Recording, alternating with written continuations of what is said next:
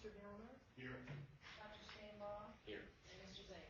Here. Thank you. The next item on our agenda is the approval of the agenda. And Dr. Cotton mentioned to me, Mr. Zayer, that you might want to add an item to the agenda this morning. Madam Chairman, I move that we approve the agenda with the added item of the Reverend Mr. Tim Hunt, say a few words on the matters presented by the public. Is there a second to his motion? Second. We moved and seconded to add Reverend Hunt to the portion of our agenda when we hear from the public. All in favor, please raise your right hand. Thank you. We'd like to welcome our visitors this morning. I hope when we leave here today it won't be pouring rain. I was going to say it's probably going to be, so we'll look forward to seeing what happens. This morning I'm going to ask Mr. Zayer to do the invocation and Reverend Offer to do the Pledge of Allegiance.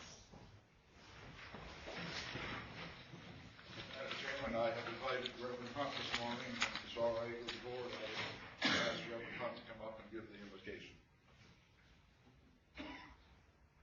Let's pray together.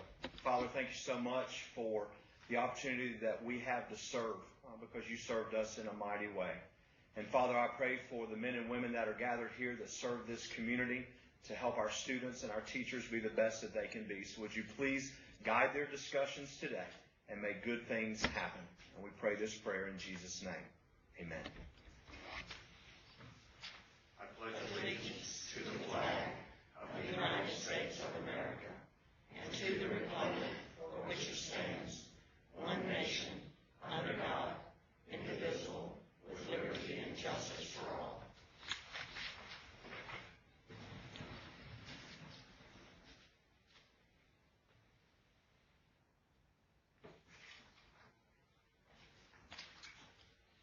At this time, we do have now a speaker from the floor, and Mr. Zayer, would you like to introduce him, or do you want to introduce yourself? Madam Chairman, I had the opportunity last Saturday to go to the Rich Acres Carnival, and I really enjoyed myself. A lot of children there, a lot of parents, and people like Grandpa's there were there, and my granddaughter really enjoyed herself. And I asked Reverend Hunt to come this morning and just give us a little overview of what all happened on Saturday. So, Reverend Hunt, if you would fill the board in, please. Thank you, sir. Thank you for the opportunity to be here. We started about 8 years ago at our congregation doing something called Faith in Action, where we went out into our community on a Sunday and we just tried to partner with organizations and serve any way where we can. And one of the places we began serving was in different schools. We've served in the city as well as in the county. And so 3 years ago, we went to Rich Acres Elementary School. And while we were there, we did things like provided gifts for the teachers and the staff so that when they came in on Monday, there would be things there waiting on them.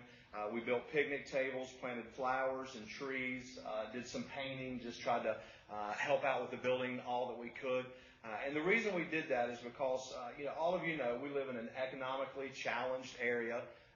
It's been that way for a long, long time. And so parents and teachers know what a challenge it is just to be able to provide for the children of our area. So we wanted to partner with Rich Acres Elementary School, and instead of doing just a one-day event, we wanted to start helping them on a regular basis. And so since 2012, that's what we've been doing. We'll go over and we've done meals, teacher appreciation meals. We've had dessert days and breakfasts, and you can see on the sheet that I provided for you just a lot of different things that we do in order to partner with that school just to help them to be the best that they can possibly be. Well, at our church, we used to do a fall carnival, up until last year. And we would invite people to come to the carnival, and it would typically be our people and some of their friends.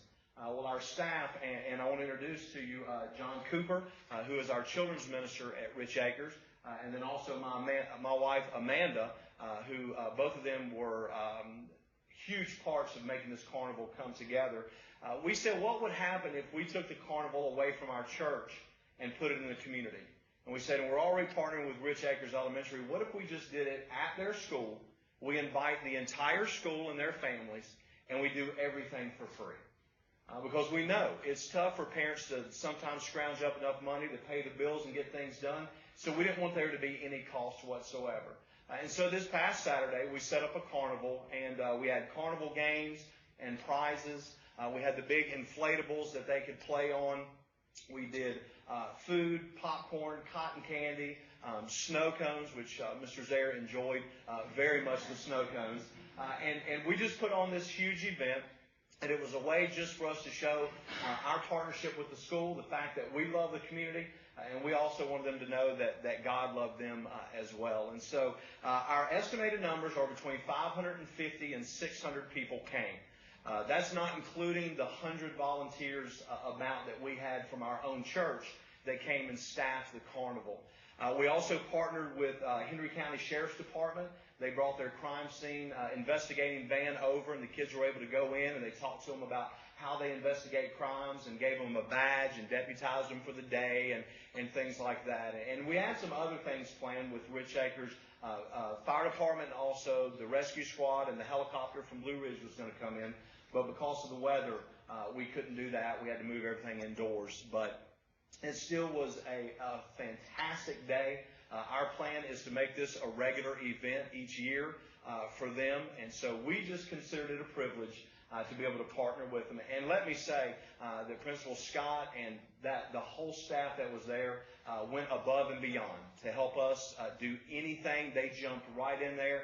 Teachers worked the games, and they were there to be a part of it, which is what we wanted. We wanted it to be a partnership so we could just provide something for the kids there. So that's what we did, and we were excited to do it, and we hope to do it in the future as well. So thank you for your time, and I appreciate the privilege of being able to speak to you today. Thank you. Thank you And for what you do. Absolutely. for all that you're doing in their community. Absolutely. Thank you. At this time, we'll ask Mrs. Hatcher if she will introduce our guests for award and recognitions. Good morning. Today we have with us Scott Coble from Woodman of the World, and he would like to present you all with an award.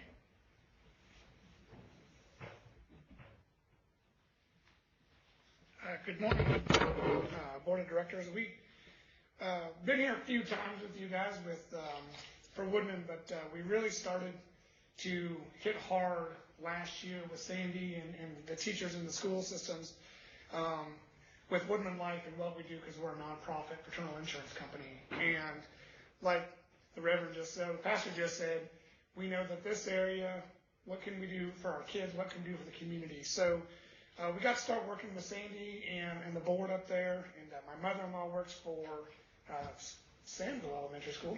And so we got into the school systems. We bring our starlight in there. It's a big portable planetarium. Last year we provided 2 flags for every school plus 50 Patriot handbooks. And of course, if they ever need a flag or if they ever need any of that kind of thing, we can do that at whatever time. We've been into several of your schools just doing different projects. And like the church, we come in, we do these for free to the school because we know budgets have been cut for field trips and budgets have been cut for a lot of other reasons, and you guys make great decisions on that. But we wanted to come in and help. And we got to thinking about who every year we give one award out for a community partner. And a partnership, you guys, as you guys know, it's not just give. It's like a marriage. It's give and take. You know, when we go into a school, we provide a value, but the principals are now starting to call us and say, hey, can you help us with this? Or can we help you with certain projects in the community, whether it's fingerprinting at our schools and our fall festivals to help if a kid gets lost. They've got fingerprints and DNA. So we've really decided last year that we had a community partner in the Henry County Public Schools. So we had our annual awards banquet, and our award wasn't in. So we had the lady upstairs, your admin up there, that Michelle, who's a Woodman member, accept a temporary award. And this came in last month, and we wanted the time to come and present this to you. And I just want to read to you what it says.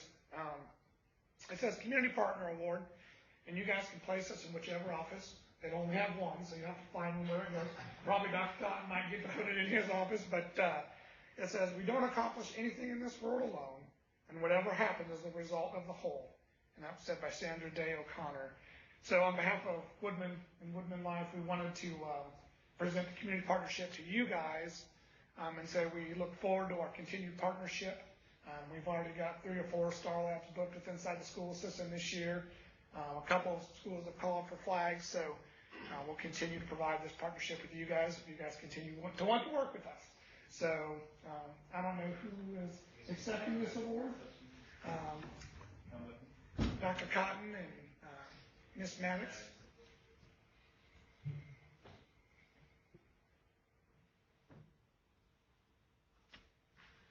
I don't know who wants to hold it, but there you go.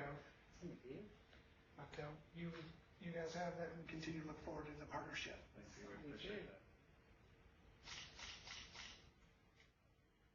Thank you, Dr. Cotton, Ms. Maddox. Appreciate it. Thank you.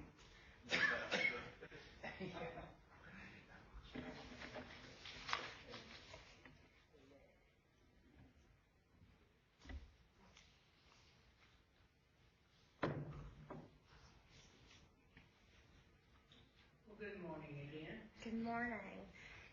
As you know, Ms. Scott is on leave of absence at this time, so I am filling in for her this morning. October is Bullying Prevention Month. Childhood bullying is a significant problem nationwide. It can cause school absenteeism, mental and physical stress, poor school performance, poor self-esteem, and in some cases, school violence. Statistics show that 160,000 children in the United States miss school each day as a result of being bullied. Today, you all are voting to support a resolution from the Henry County School Board recognizing October as Bullying Prevention Month. And the resolution reads, whereas school bullying has become an increasingly significant problem in the United States and Virginia, and whereas almost 30% of the youth in the United States are estimated to be involved in bullying each year, either as a bully or as a victim, and whereas an estimated 160,000 students in kindergarten through 12th grade miss school every day due to a fear of being bullied, and whereas bullying can take many forms, including verbal, physical, and most recently in cyberspace, and can happen in many places on and off school grounds, and whereas it is important for Virginia parents, students, teachers, and school administrators to be aware of bullying and to encourage discussion of the problem as a school community, and whereas the State School Board Association has developed a model policy on anti-bullying to encourage positive behaviors and to eliminate bullying behaviors, now therefore, the School Board of Henry County recognizes the month of October 2015 as Bullying Prevention Month, with the intent that the issue of bullying and its prevention be discussed in Henry County Public Schools and classrooms during that time. Do we have a motion to approve the resolution? So moved. Second. It's been moved and seconded to approve the resolution as read by Mrs. Hatchett. All in favor, please raise your right hand. Thank you. Item 5 on our agenda this morning is the consent items. We have the approval of minutes that all of this has been presented to you in advance. Is there any one item under the consent agenda that you would like to discuss? Okay. If not, is there a motion to approve the consent agenda? So moved. Second. It's been moved and seconded to approve the consent agenda. All in favor, please raise your right hand. Thank you. Item 6 is the action agenda. The first item is the approval of updates to certain school board policies on second reading. Good morning, Madam Chairman and members of the board. At the September board meeting, we did provide a number of policy revisions for your review. The proposed policy revisions reflect efforts to bring policies into compliance with newer existing laws and regulations, or they've been revised for editorial reasons. The revisions are provided in the format showing each change made to the policies. The changes are designated by underlining new language and striking through deleted language. Revisions have been verified for legality by the Virginia School Boards Association or by other legal counsel. Policies have been listed under Board Docs under the featured tab Policies Under Consideration for the past month. We hope that you've had time to fully review them. We did have some discussion at the September school board meeting. At this time, it is recommended that the policy revisions be approved as presented. Very appropriate that we have the new harassment policy. Is there a motion to approve the update to the school board policies on second reading? Or any questions, discussion? I'll make a motion to approve the policies as updated that Mr. Stan about in the report. Second. It's been moved and seconded to approve the updates to the policies listed on second reading. All in favor, please raise your right hand. Opposed?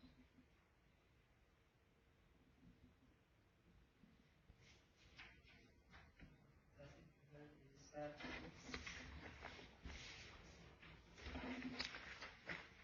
approval to purchase ready-to-go classroom libraries.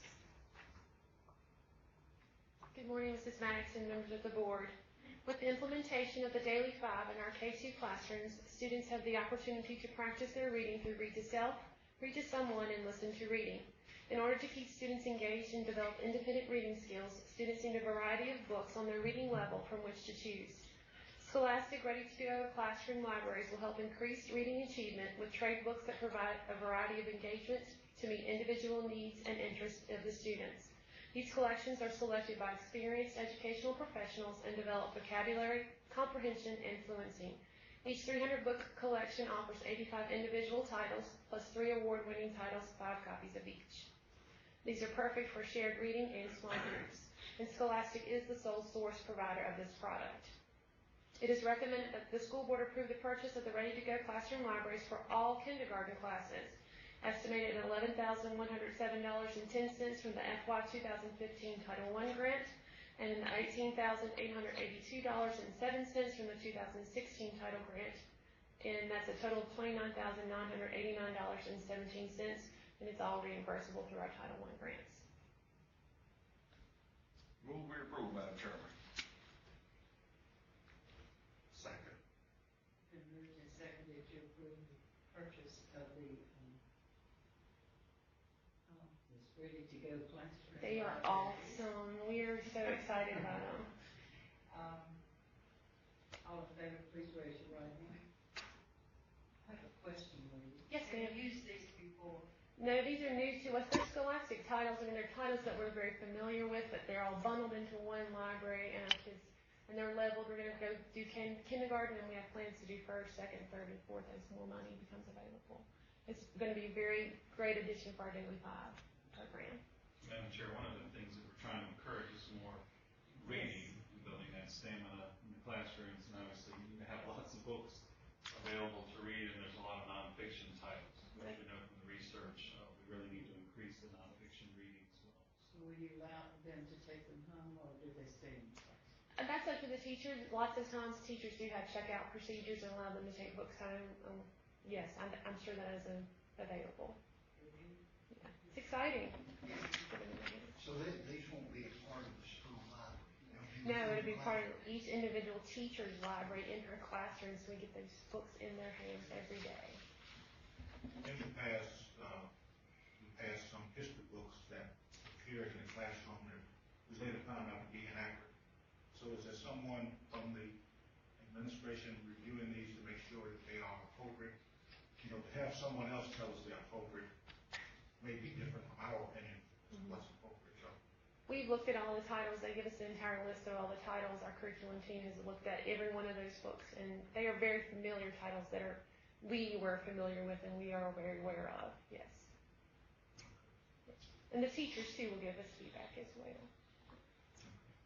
Thank you. Thank you. Our next item is the approval of purchase local area network land. Upgrade. Good morning. Are Yeah, we heard. Good morning. The school division installed a wireless network at Laurel Park several years ago. A series of upgrades is planned to ensure that students have the infrastructure required to be successful while on the web for instruction and for online testing. With this upgrade, the vendor will provide switches for network closets and access points to be installed at the school. It is recommended that the school board approve the purchase of a LAN upgrade to Laurel Park Middle School at $30,000 fiscal year 2016 budget, technology reimbursable funds. We're in the process of upgrading several schools, correct? Which That ones that we are? That is correct.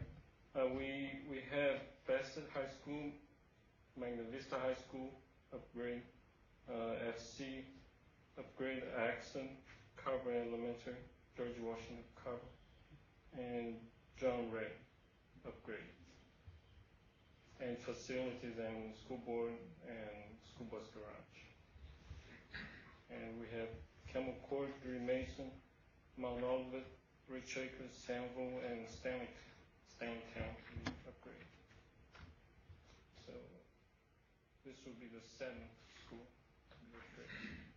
Madam Chairman, I offer a motion that we approve the purchase of local area network upgrade for Laurel Park Middle School. Second.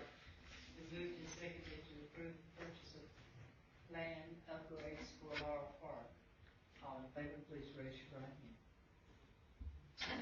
Thank you, David.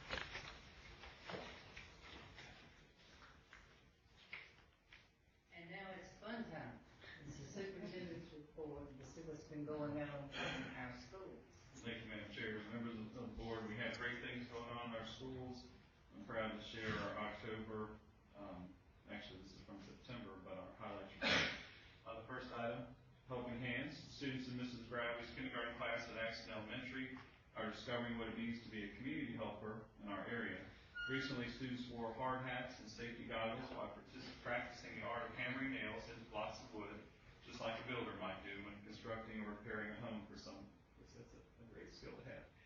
Read all about it. Representatives from New College Institute recently visited kindergarten classrooms at Campbell Court. Each classroom was treated to a story read by an employee of NCI. The storytellers emphasize the importance of reading and how it helps everyone to become a successful student. Second grade camp out. Collinsville primary second graders went on a group camp out after reading Henry and Mudge and The Starry Night, a book about camping. Students had the opportunity to see and discuss a variety of items that you would take on a camping trip when they visited a campsite that had been set up on the school playground. As they talked, s'mores cooked in mini solar ovens, providing everyone with a sweet ending to their camping journey. Election 2015. Fifth graders at Drury Mason recently held 4-H elections in their classrooms. Students interested in serving as officers wrote speeches and created posters to persuade others to elect them as classroom representatives. Through this process, students use higher-level thinking skills to present their ideas for how to best serve their classes if elected. Character connections. Mrs. Ford reinforced kindergarten reading skills during her library lessons after reading The Three Little Pigs at G.W. Carver. Students completed a character web on the smartboard by dragging and dropping the pictures of the correct story characters onto a web. Students also used higher-level thinking skills to consider how the story ending might have changed if the wolf had been friends with the pigs. May the force be with you. Students at John Red recently built catapults to launch marshmallows as part of a unit on force and motion.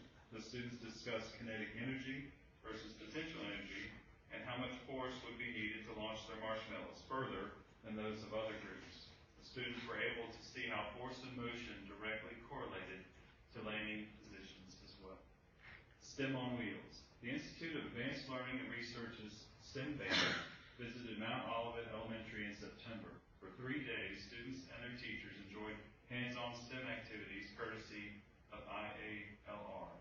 Preschool through first grade students learned about sand that had been treated to become hydrophobic, while older students followed diagrams and created battery-operated circuit boards.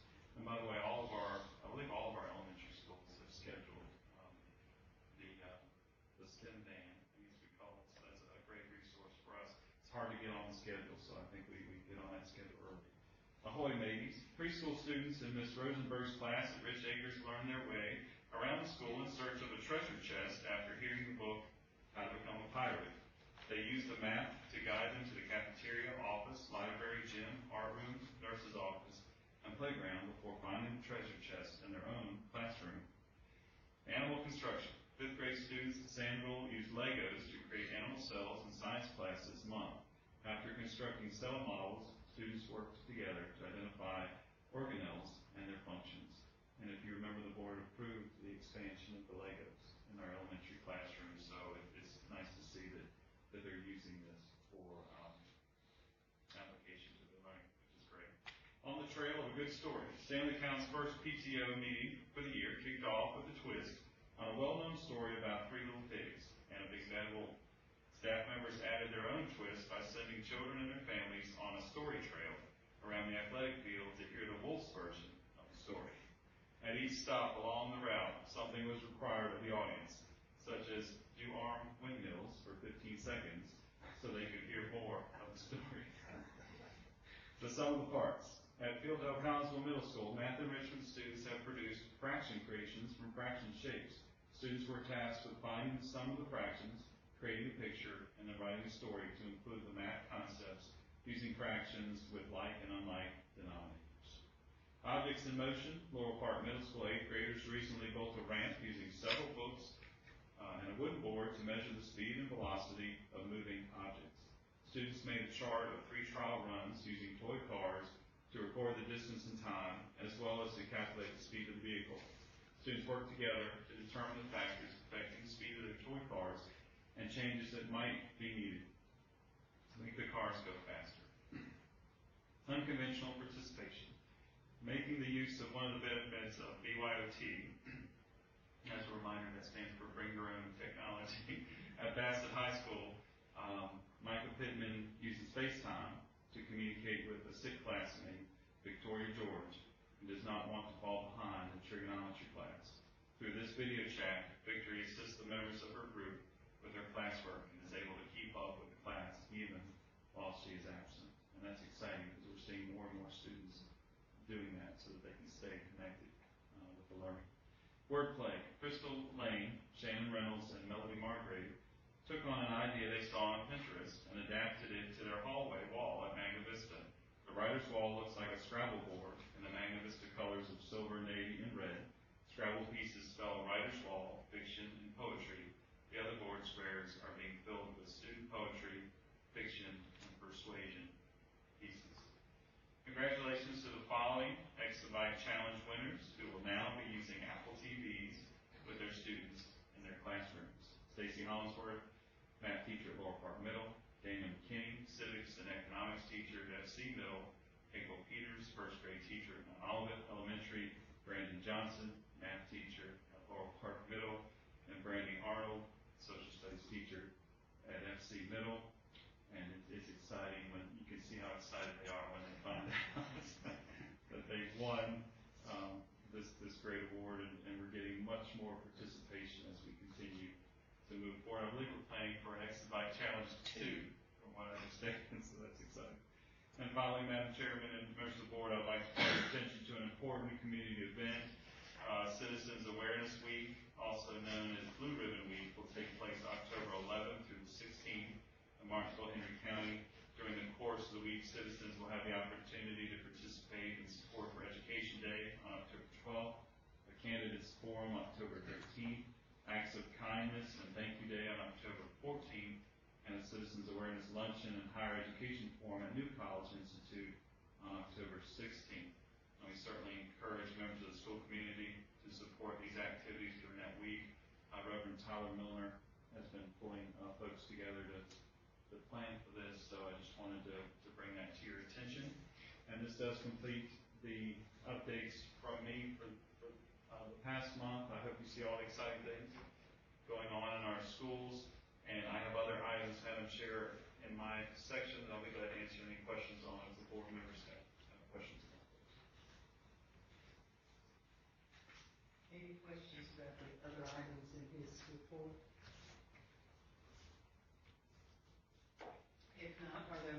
from the board that you would like to bring up this morning? Recently, the school board voted to add some activities in the middle school, so kind of like intramurals. And I was talking to Mr. Dillard the other day at Laurel Park, and he mentioned something about the fall. They were doing some recreational thing, fishing, and seemed to think it was a big hit. And I know you've added extra responsibilities to Mr. Mentor to take some pressure off the ADs in the middle schools and the high schools, so would it be possible sometime to have Mr. Mentor come and just update us on these new activities, which I think are excellent to keep these kids occupied, and keep them out of trouble, and help the sheriff's department. Certainly, we can do that. As you remember, we revised our middle school athletic program, which is going very well. We created our own Piedmont district for middle school athletics, but as a part of that, we wanted to add additional activities for students. And you're speaking of I think it's called the Outdoors Club or something like that. We partner with Parks and Rec, and that's been a real hit at both middle schools where they do some outdoor activities, some biking and geocaching, I think they were doing at one point, but we're also looking at expanding to other opportunities because for the students who aren't participating in athletics, we want to offer some great activities for them. We've talked about robotics, we've even talked about some model judicial opportunities where they learn about presenting a case and going through that process. So there's several things we're discussing, but it's all based on student interest. So the schools have been surveying the students to find out areas of interest, and then we've been planning accordingly. So we plan a fall, winter, and a spring activity at each middle school, but we can certainly update the board. So it's an outdoor club. I couldn't remember what it was, but they went fishing or something, and it was a big hit. Yeah. I was pleasantly surprised because I kind of forgot about it. Sure. And that's really what middle school is about. You need to provide opportunities for students to explore and engage in areas of interest, and sometimes areas they have not considered or thought about, and that's really what it's all about. So we've been trying to expand that. We'd like to have more activities available, but we started out with at least one fall, winter, and spring. Are there other matters from the board this morning? If not, I will remind you that we have a list of meetings, even rain day or Groundhog's Day is in here.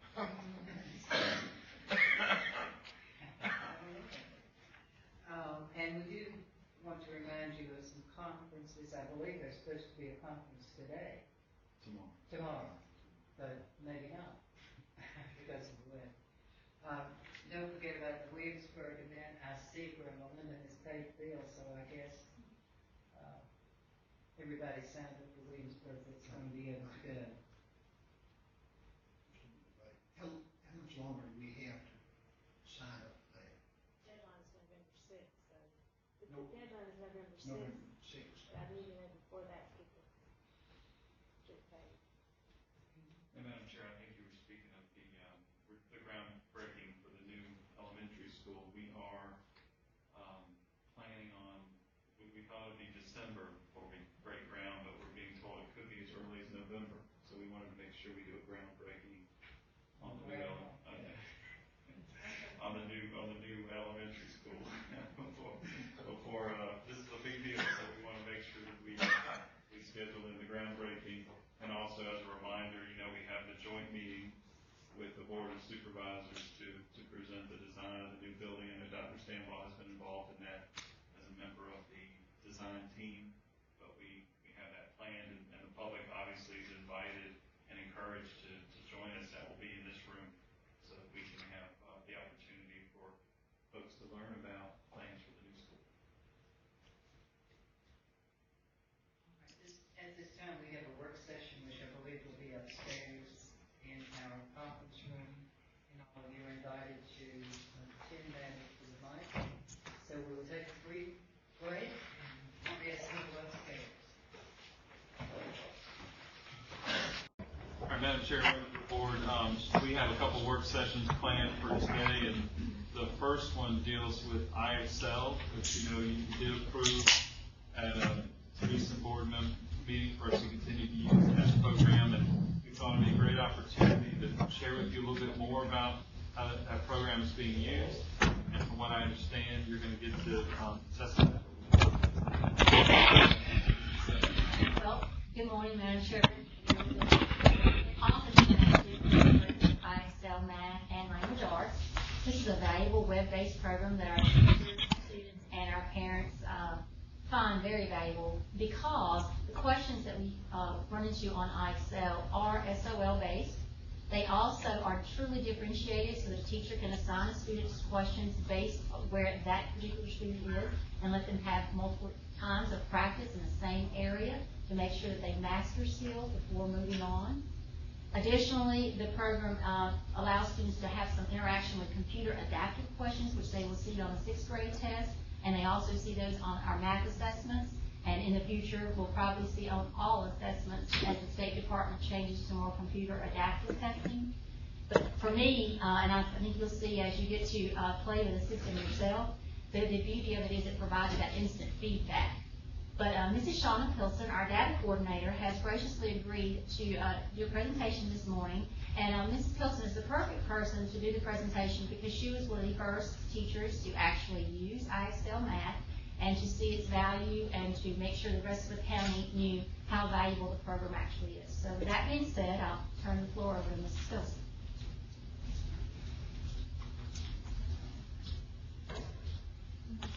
Ms. Maddox and members of the board. Today I'm just going to share with you a little bit about the IXL Math program. When teachers assign students to practice a skill on IXL, there are two ways that students can get to those skills. They can log in using an internet browser like Safari or Internet Explorer. They have a unique username and password that they put in and it takes them to their individual account. Or they can log in using an app that's been loaded onto their iPad. Once students are there, they have 3 different ways that they can practice the skills that have been assigned to them. There's a practice tab located on the left side of the screen that has it listed by grade level.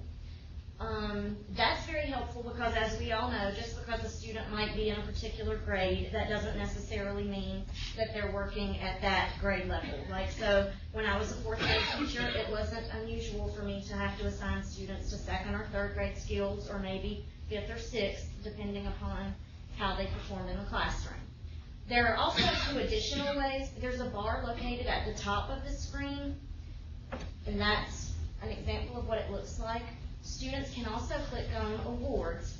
If they click on awards, that's kind of randomized practice. IXL calculates what they've already done so far as practice on this program, and then it provides them with additional practice that it thinks will benefit them. There's also the Virginia SOL tab.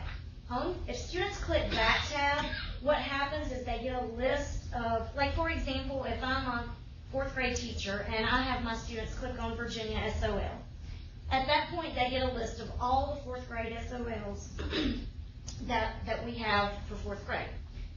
And maybe I might say we're working on place value, so click on 4.1 place value. At that time, anything that's part of place value, like your place value, comparing, ordering, rounding, anything that falls into that category comes up as a list, and students know that they can do any of that because it all goes along with the place value topic. As a teacher, it's important to know what skills you've assigned your students to work on. So some various ways that can be done is you can provide them with a recording sheet where you list the individual skills that they need practice on, and as they master that skill, you can maybe punch it out or check it off that they've completed and mastered that particular skill. For my personal use, and I think the way most other teachers were using it, is that an 80% score was considered mastery, anything 80 or above. As far as the actual practice, when students log on, they'll see a multitude of different types of problems. They'll get word problems, they'll get visual representations, interactive activities, maybe some multiple choice, some fill in the blank, complete a graph. All of those go along with the technology-enhanced items that students are likely to see when they're taking the SOL test. When they begin, it starts them out with the easiest level of that skill possible, and then as they progress, it bumps up the question level a little bit harder. And in addition, pre-K through first grade has an audio feature. There's a little microphone located there, and if they click on the microphone, it will read the question to them. In the event that a student answers incorrectly, IXL provides immediate feedback with a step-by-step explanation of what they should have done to correctly solve that problem. So this is an example of a screen that a student would see if they answered incorrectly. At the top, it says the correct answer is, it shows the correct answer, and then it shows the student what they answered along with steps that would have been the correct way to solve it. As each student practices, they receive what's called a SMART score. The picture there shows what the box on the student's screen looks like. The score, each question does not necessarily get the same amount of points. Like the easier questions, they're going to have more points assigned to them than the harder level questions. So for example, on this, the student might have answered 4 questions and already received 36 points. As the questions increase in their difficulty level, some of them might be only worth maybe 1 point apiece as it nears the mark of 100. Basically what happens is students start with 0 and the goal is to achieve a SMART score of 100.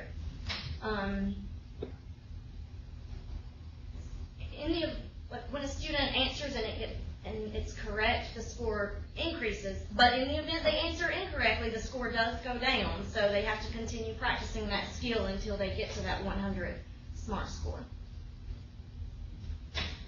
Once they have mastered that skill, a box will appear that's called a skill summary. It provides detailed information about their skill practice. For example, it tells the amount of time they've spent practicing, as well as how many questions they answered correct versus incorrect, along with their SMART score. This is an example of what the student sees on their screen once they've mastered the particular skill. It tells them that they've earned a medal, along with their time, the SMART score of 100, and then it tells the amount of problems correct, incorrect. This is the teacher view of the SMART score. The pie graph shows how many students have mastered versus needs improvement versus good or not practiced at all. The lime green would indicate that a student has mastered that particular skill. The pink indicates that students need more improvement in that, maybe more practice. And the white portion just indicates that those students have not practiced that skill at all yet. At the bottom, the blue box is covering up student names. Out beside those student names, it tells you what the student's SMART score is, as well as their level of achievement, mastered, needs improvement, good, along with the amount of time they have spent practicing that skill. And then it has a number. It tells you how many correct and how many incorrect. And as the teacher, you can go in and click on what they answered incorrect, and it will show you the exact questions that they answered incorrectly, along with the answer that they have chosen and the answer they should have chosen. So that gives the teacher good information as far as how to go about remediating that student to help them along in that particular skill. IXL also provides teachers with a multitude of reports. The arrow there is pointing to where the reports are located on the screen. Teachers have many options that they can click on in regards to finding out specific information that they need to know about. They can change the date, the grade level, the category, the skill, any of those individual items to pinpoint exactly the information that they're looking for about student mastery. These are some examples of other graphs that teachers have available to them in regards to student performance on IXL. The bar graph at the top of the screen just shows student usage for individual days. It takes the whole class and combines and tells how many minutes each day the students practiced collectively. Beneath that is a plot that shows the improvement trend for the students based on the last 30 days of practice. So you want to see all the little diamond shapes up near the top of that graph. On the right side of the screen, you have 2 pie graphs. The really colorful one indicates performance level of students, like we looked at earlier, with the lime green being mastery and so on. And then underneath that is just a pie graph. It just so happens that this one is all one color because in that particular class on that week, students all practiced the exact same skill. If students had practiced something differently, you would see various colors represented there. And now at this time, you guys are going to get a chance to try it out on your own. I think that IXL.com has been bookmarked for you. We're going to do third grade math. We are. Third grade. You want to do algebra? We can do algebra. And we want you to get something wrong on purpose so you can see how the system works. That shouldn't be a problem, Jimmy.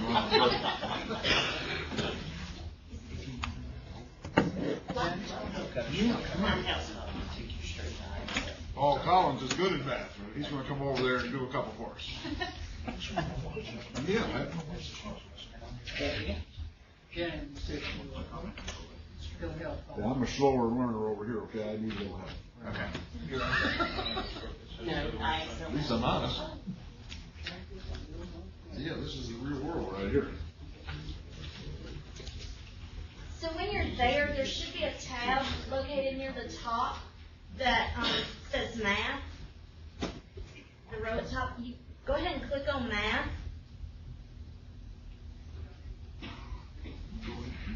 Then you have the tabs on the side that indicate the grade level. It has the P, the K, the 1, 2, 3. Find the one that says 3. Click on that one. Right here. That should be third grade. Oh, Just third grade. You had us paid pretty well.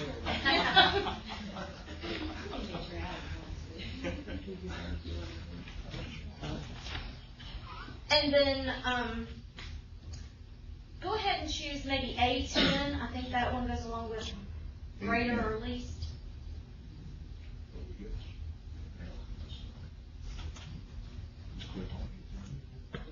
And it should bring up some questions. As you're answering those questions, make sure to miss one or maybe two on purpose, just so you see what happens. Yep, that's what we're going to do. Let's go. Go ahead, you answer. I got Paul Collins real nervous over here, okay? It's okay. We definitely want you to miss them because we want you to see what the student would see in the event that they miss.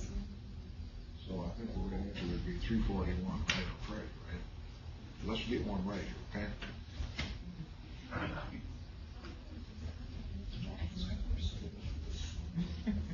Submit. Oh, it said awesome. You can have your little check mark. You seen that, didn't you? We got one right. Which family ate the most vegetables? Oh, something about eating. I can identify with that. We're going to get that one wrong on purpose, okay? That's what we're wrong. And then we're going to submit it. Sorry, incorrect. If you scroll down, you should see that it provides you with an explanation of how you should have gone about solving that.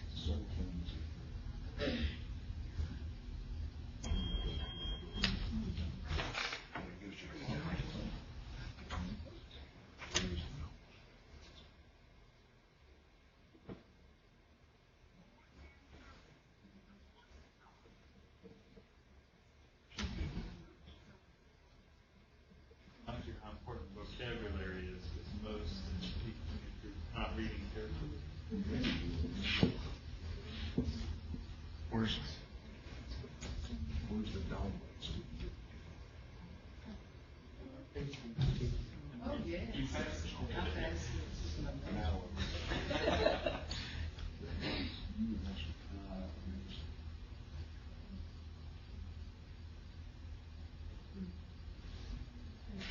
Okay, so has everyone gotten at least one wrong just so they could see? Okay, so we can go ahead and stop there. Another benefit to this is that students are not only able to practice this at school, this is also something that they can practice at home anytime that they have access to any internet. I know personally, I helped my nephew do it on a cell phone. Like, he didn't even have a computer, but he was able to do it on my cell phone. So it's available with using any internet service. Do you guys have any questions?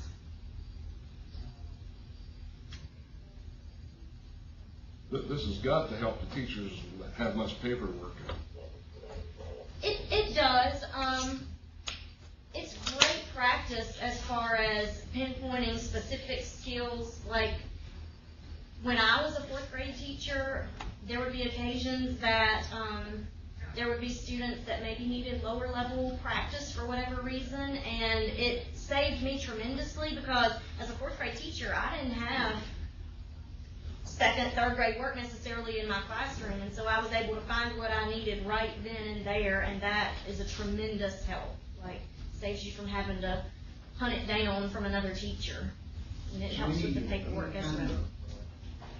Teacher parent contact to find out if students are really working on this at home, or parents know what they're doing, because I think this is, in fact, I've had a parent that told me their kid was doing this, they've never seen anything like it. There's not a specific parent report that you could print, but as the teacher, you could come up with an individual way to communicate that with parents as far as what you wanted the students to work on and what they had achieved mastery level on and what they still needed to practice on. That could easily be communicated. So you could maybe send some communication asking the parent to Practice. practice. Absolutely, you could. Mm-hmm. And this really supports differentiation that we've talked so much about, but also mastery of these important skills. And we really need to focus on mastery, not teaching certain skills at the time of year and then not coming back to it. We have to ensure that students master those skills. But what's so important and why it's so good that Shauna's here sharing this with you is because she did such a nice job using the program, and sometimes teachers were under the impression if we just provide this program, then all of a sudden their math scores are going to go through the roof. But you really have to use it with fidelity or use it the way that it was intended. You have to be strategic about what you assign to students and how you monitor and how you encourage students to monitor their own growth and progress. That's where you see the gains. If you just say, go home and try these at your leisure, that's not going to get the students where they need to be. So we've really spent a lot of time talking about, and you may want to talk about how you've been working with teachers on how to, you did a session at the Teaching and Learning Conference, too. I did a session at the Teaching and Learning Conference at Bassett High School at the end of last school year.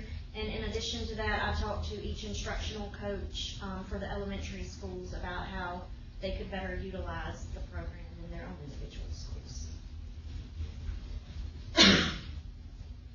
Any other questions? Y'all did pretty good on that, didn't you? I think next time we're going to do geometry. Thank you, Mr. Fields. All right, Madam Chair, members of the board, the next presentation I wanted to provide some time at this meeting. We did go out to every school, and I know board members have mentioned how we want to continue to work on attendance and professional dress. And Janet Copenhaver and Monica Hatchett went to every school and provided a presentation on professionalism where they addressed those topics as well as social media, which we did this about 2 or 3 years ago, and we want to come back and talk about that as well. I don't want them to go through the whole presentation with the board. I just want them to give you the highlights and an overview of what was presented at every school, and then give you an opportunity to ask questions. So I'll pass it to the two of you. Okay, we did do this at the administrative retreat. We covered 3 things: professionalism, absenteeism, and social media. So the principals requested that we go out. We covered all schools, including QDP and CCL, and we actually presented it here on the 3rd floor. So we're just going to give you a summary of the slides that we presented. In talking with our teachers, we discussed the fact that every day they carry 3 professional traits with them everywhere they go. And those include their values and attributes, their skills, and their knowledge and understanding. And of course, each of these things falls under the values and attributes grouping. But we also discussed the fact that because they're teachers, they don't get to take that hat off and leave it at school when they leave, when they go to Walmart or anywhere else in the public. they're continuing to make another first impression on members of our community because of their profession. And the importance of professional dress and carrying themselves in a certain manner is always under the microscope, so to speak. We reminded them of the dress code for faculty members, but also the fact that faculty members are also supposed to adhere to the student dress code. There is only one difference, really, between the student dress code and the faculty dress code, and that is a line in the student dress code related to tight-fitting garments like leggings.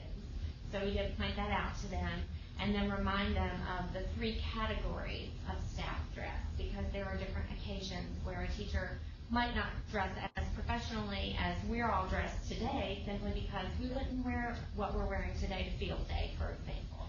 So we reminded them of the various categories. We also talked a great deal about the importance of teacher attendance, because we look very closely at the importance of student attendance, and also the fact that it's important for our teachers to be in the classroom every day as well. We shared some statistics with them from a national survey on teacher attendance, specifically highlighting the fact that nationwide, and you all have already heard this from us, teachers are in the classroom about 94% of the school year. Last year, Henry County teachers were in the classroom approximately 96% of the school year. So that sounds like we're doing pretty good, except that when you look at our 96%, that equates to about 5,100 working days. That's a lot of days missed when you think about the amount of time that students have been out of contact with teachers. So sharing those numbers with them, we think, was important for them to realize the impact of teacher absence on the classroom. And then we just shared the important motto or slogan that we owe it to our kids to have the most effective practices, and one of those is to make sure that the professionalism in the classroom as often as possible. So we need to be there when our kids are there. But our big focus was on social media, because that's in the news a lot lately, and that's something that we all need to be ever mindful of, because it is constantly changing. And one of the things we did with them was to share some extreme examples of teachers not from our area but across the country who have shared some inappropriate things on social media venues like Facebook or Twitter, and we talked about why some of those were wrong, that they specifically addressed particular students or particular parents, and the fact that even if it is just your private Twitter account or your private Facebook account, that because of the public nature of your position, you are always being viewed as the public venue or the public person rather than a private person. So it's important to be mindful of the fact that we are constantly influencing our students by no matter what we put online, and it's important for us to be aware of that when we're posting. We also talked about some more innocuous or neutral things. There are lots of fun and interesting things. Some of you are chuckling right now.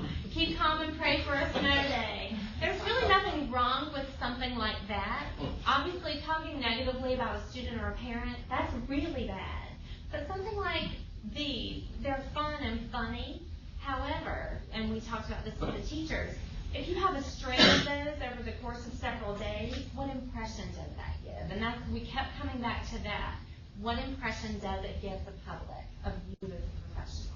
And so we talked about some of these and how it might not be a good idea to have lots of those on your social media wall. We also reminded them that there are 385 social media sites that you can be on. Most of us are on one or two, but our students are on many, many, many. So we reminded them that they have to be cautious of what they post on these sites. We also reminded them that there are DOE guidelines that talk about communication, whether it can be misconstrued. We also reminded them there are Henry County guidelines, and we have those posted on our website. We also talked about online interaction, friend requests, status updates, picture posting and tagging.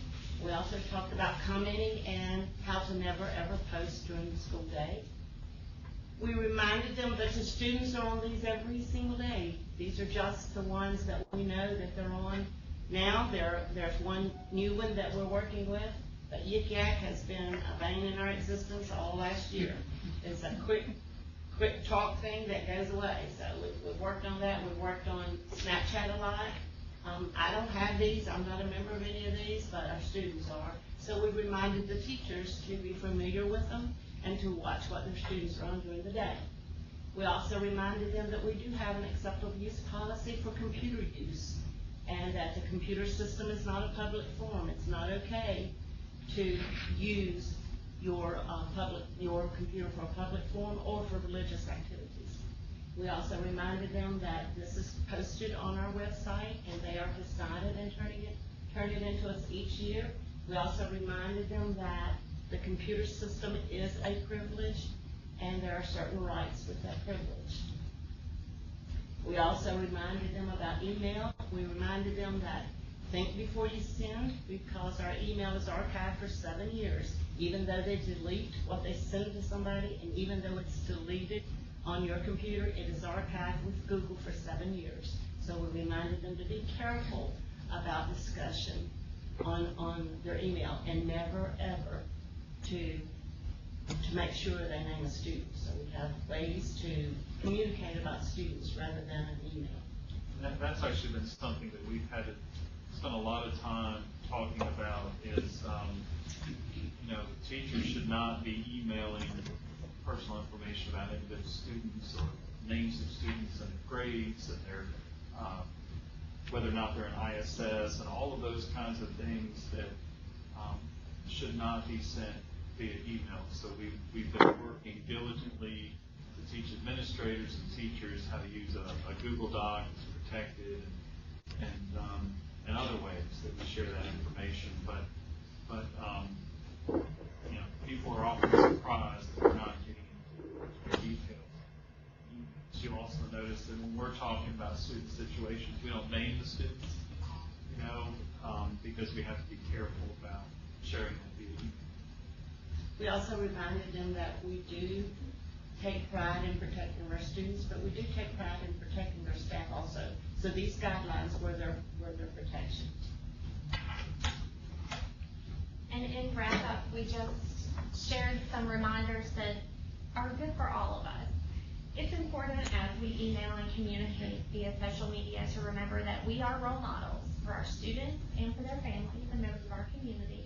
So it's important to do things like use appropriate grammar and formatting when we send messages online, because those are, like Janet said, they're there for a long time, and it's important for us to be a good role model for our school community. Additionally, we reminded them that contacting parents is not just an email. It can also be other things, and they can use the email signature line in their Google Mail through the school system to add comments. They can add quotes. They can add communication information for their families if they're using things like Remind or Edmodo. They can also put their class website in there to provide venue for families so that they can easily access other ways to contact teachers if they have questions that shouldn't be addressed in emails. And then we allow for questions. Do you all have any questions about the use of social media or any of the presentations or discussions that we participated in?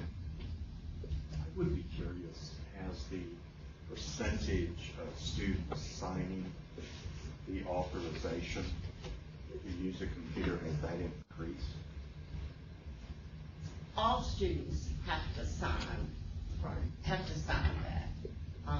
Are you talking about acceptable use policy? All students, all staff have to sign that every year.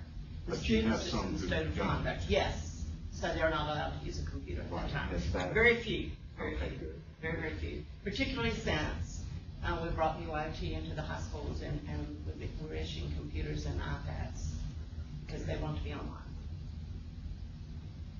How was the perception of the school staffs regarding the presentation rates? They received that well? For the most part, we felt like we had a good reception at each school and site that we visited. We did talk about the fact that there are particular days that they have at their school, for example, a Spirit Day where they wear a school t-shirt, but that it might not be appropriate for them to wear that sort of outfit to a board meeting, for example. So we talked about the differentiation that everyone needs to be mindful of when we're in various situations. talked about revising the dress code, but we thought our first step should be to make sure everyone's following the current dress code. And we realized that there was an awareness issue that we needed to address. So hopefully, we'll monitor this throughout this year and then decide if we have to do something else. I'm sorry to cut you off. No, I was just gonna say, how about the staff up here, when all you guys all said, yeah, that's right. I let Mr. Bullins, he complained about that. He was actually the first one on it. We're trying to get Mr. Williams a Twitter account.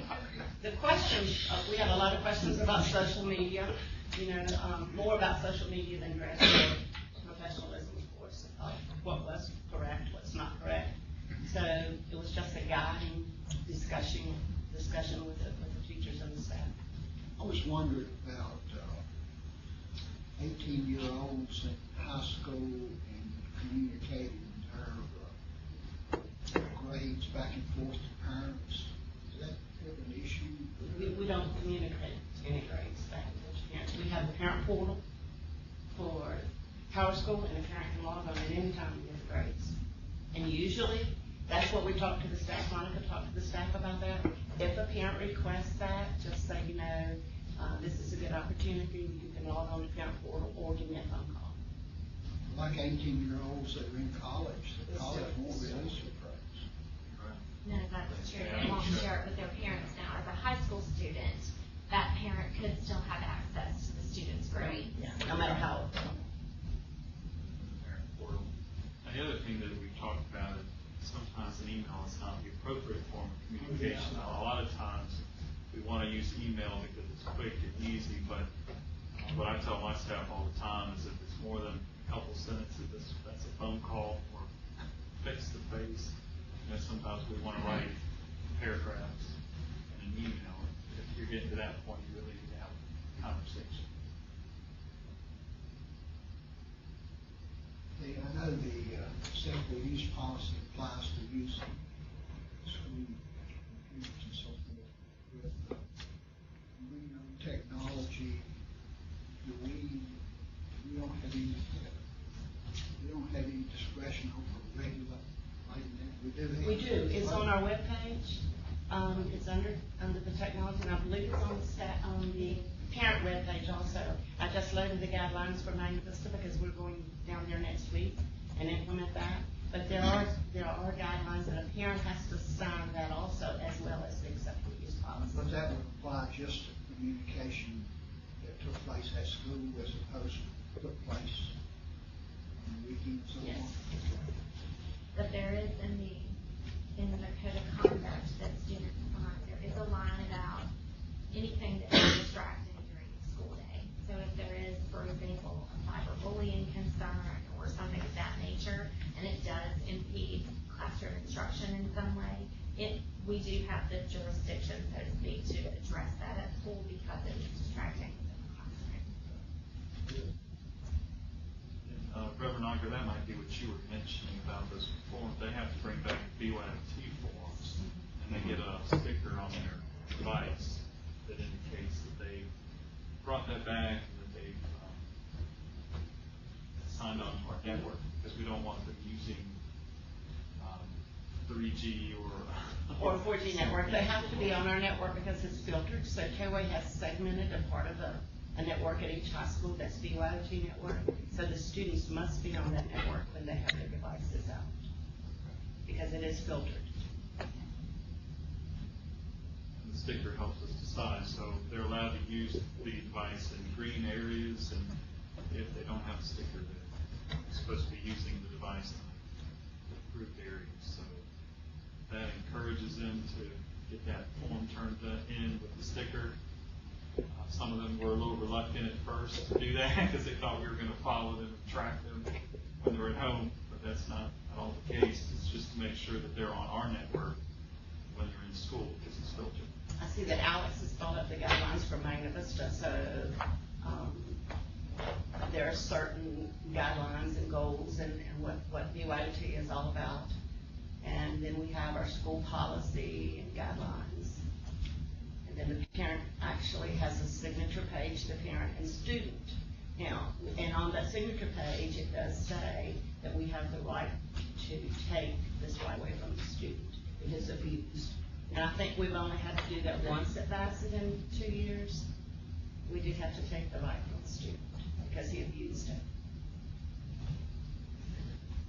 But these are on our website, so you can view them. Let me ask a question on insurance on these computers. I was visiting the school and orientation was being given, and some of the parents was complaining about the $20 was kind of excessive.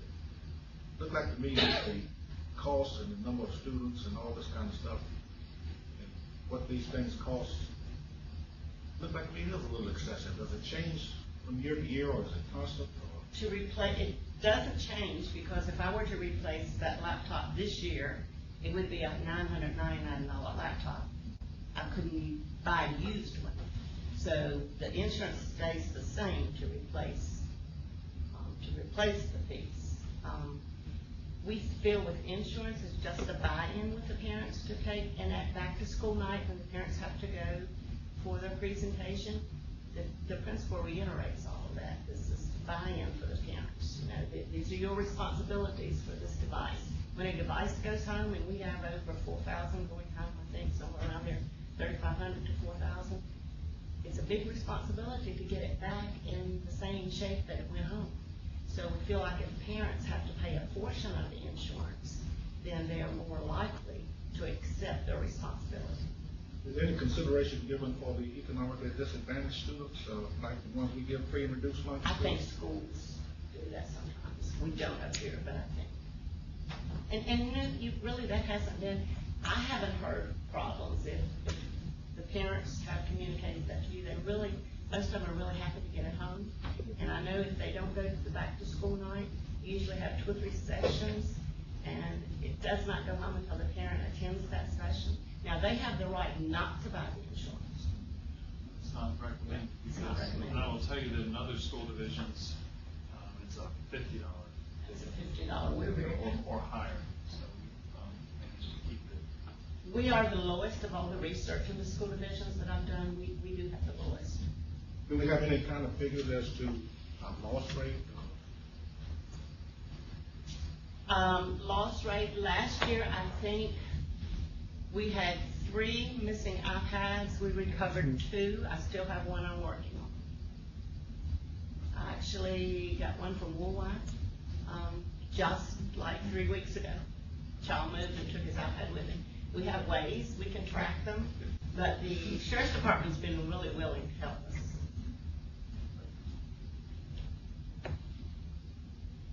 Now, there's a loss from missing, but you have others that have to be replaced or fixed. Yeah, I think we had like maybe 5 or 6 screens broken last year that we had to fix.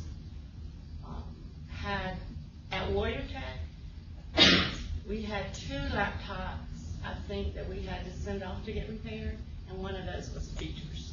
So the students are really, it depends on how you package them and how you take them home, and I think it depends on the education of, okay, this is a privilege.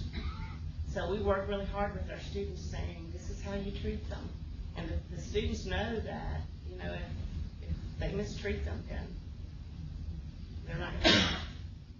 And this year we started something with the iPads. We're issuing the 3rd grader an iPad, and he will carry the same iPad through grade school, and then when he gets to 6th grade, it will be the same iPad. So maybe the responsibility of taking care of that will be a little bit. Any other questions?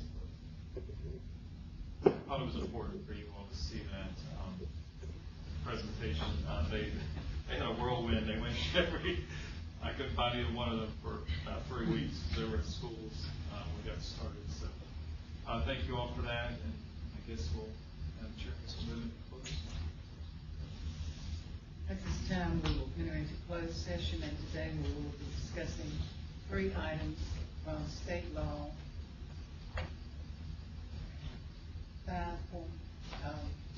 A5 2.2-3711A1, which is appointment and separation of personnel. Also 2.2-3711A2, student matters and 2.2-3711A7 legal matters. So is there a motion to go into executive session at this time? So move. Second. It's been moved and seconded to go into closed session. All in favor, please raise your right hand. I entertain a motion to return to regular session. So move. Second. It's been moved and seconded to return to regular session. All in favor, please raise your right hand. Thank you. Melinda, would you do the certification of closed session? Whereas the School Board of Henry County is convening a closed meeting on this date pursuant to an affirmative recorded vote and in accordance with the provisions of the Virginia Freedom of Information Act. And whereas Section 2.2-3712.d of the Code of Virginia requires a certification by this school board that such closed meeting was conducted in conformity with Virginia law. Now therefore be it resolved that the School Board of Henry County hereby certifies that to the best of each member's knowledge, only public business matters lawfully exempted from open meeting requirements by Virginia law were discussed, and only such public business matters as were identified in the motion by which the closed meeting was convened were heard, discussed, or considered. Reverend Alker? Yes. Dr. Duvall? Yes. Ms. Maddox? Yes. Mr. Milner? Yes. Dr. Stanbaugh? Yes. Mr. Zaire? Yes. Thank you. We do have some motions coming out of closed session this morning. The first one, Dr. Duvall. Madam Chairman, I move in student case number 2XB-16 that the student be expelled from Henry County Schools for 365 days without access to alternatives. Second. Been moved and seconded to recommend expulsion without services for the student 2EXP16. All in favor, please raise your right hand. Thank you. Mr. Miller? Madam Chairman, I move that student case number 3EXP-16 that the student be suspended with access to alternative services in the regional alternative program. Second. It's been moved and seconded to have student 3EXP16 suspended with access to the regional alternative program. All in favor, please raise your right hand. Thank you. And Mr. Zaire? Madam Chairman, I move that the special replacement report and the non-resident report be approved as presented. Second. It's been moved and seconded to approve the special placement and out-of-district report as presented be approved. All in favor, please raise your right hand. Thank you. Madam Chairman, is there a specified person to make the personnel report motion? No, would you like to do that? Well, Reverend Archer would defer to him. Madam Chairman, I move that we accept the personnel report and the addendum. Second. Okay. All in favor of approving the personnel report as presented, please raise your right hand. Thank you.